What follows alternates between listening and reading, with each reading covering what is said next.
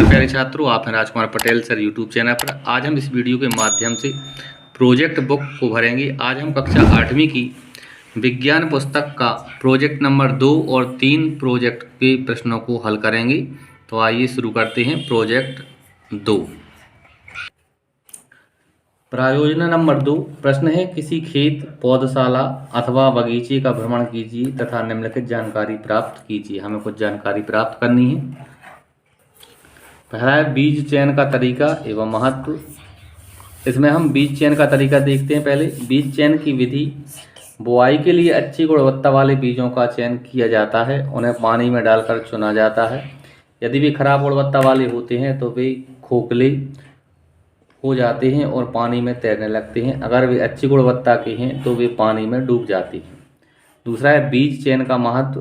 बीज जनित रोगों की रोकथाम के लिए रोग मुक्त बीजों का चयन महत्वपूर्ण है। स्वस्थ बीज स्वस्थ पौधे का उत्पादन करते हैं। अधिक उपज देने वाली रोग प्रतिरोधी फसलें उगाने के लिए उपयुक्त नस्ल के बीजों का चयन किया जाता है। अब दूसरा प्रश्न है सिंचाई की विधियाँ। तो सिंचाई की पारंपरिक विधि, सिंचाई के विभिन्न पारंपरिक तरीके हैं। खाई, चरखी प्रणाली, चेन पंप, ढेकली, राहत, लीवर सिस्टम। सिंचाई की पारंपरिक विधि सस्ती हैं लेकिन कम कुशल है। दूसरा है सिंचाई की आधुनिक तरीके। सिंचाई की दो मुख्य आधुनिक विधियां हैं। पहला है छिड़काव प्रणाली यानी स्प्रिंकलर सिस्टम।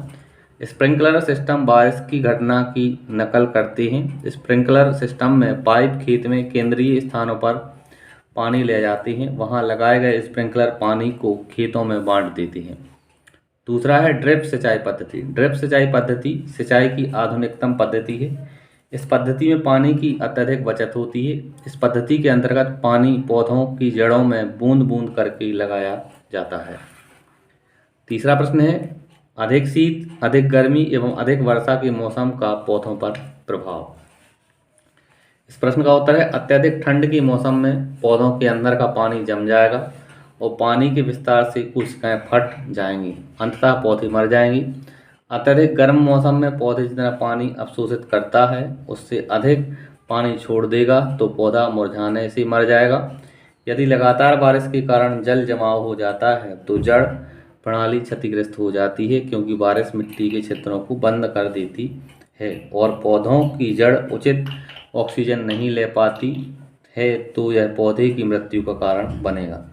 लगातार बारिश से पत्तियों पर भी असर पड़ सकता है, क्योंकि वे फट जाती हैं और क्षतिग्रस्त हो जाती हैं।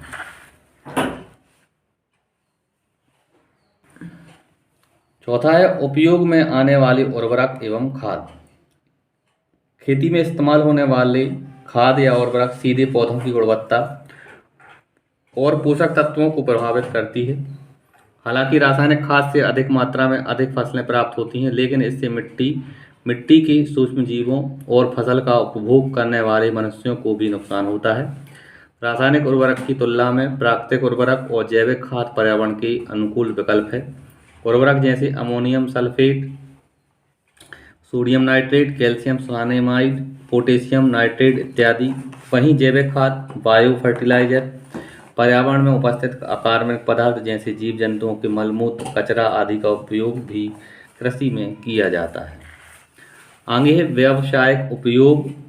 वृक्षारोपण एक प्रकार की व्यावसायिक कृषि प्रणाली है जहां चाय, कॉफी, गन्ना, काजू, रबर, केला या कपास की एक ही फसल उगाई जाती है। बड़ी मात्रा में श्रम और पूंजी की आवश्यकता होती है। ऐसी खेती के लिए परिवहन नेटवर्क का विकास आवश्यक है। आगे है बी नंबर के प्रश्न में पहला है कृषि में उपयोग आने वाली कुछ मशीनों के चित्र एकत्र कीजिए तथा इन्हें अपनी फाइल में लगाकर उनके नाम और उपयोग लिखिए।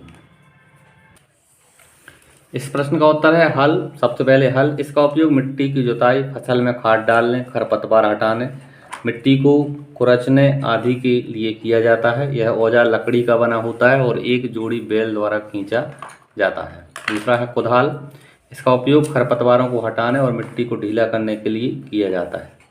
तीसरा कल्टीवेटर, जुताई के काम आता है। यह ट्रैक्टर द्वारा चलाया जाता है। कल्टीवेटर के प्रयोग से श्रम व समय की बचत होती है। चौथा है पारंपरिक उपकरण। परंपरागत रूप से बीज बोने के लिए इस्तेमाल किया जाने वाला उपकरण फनल के आकार का होता है।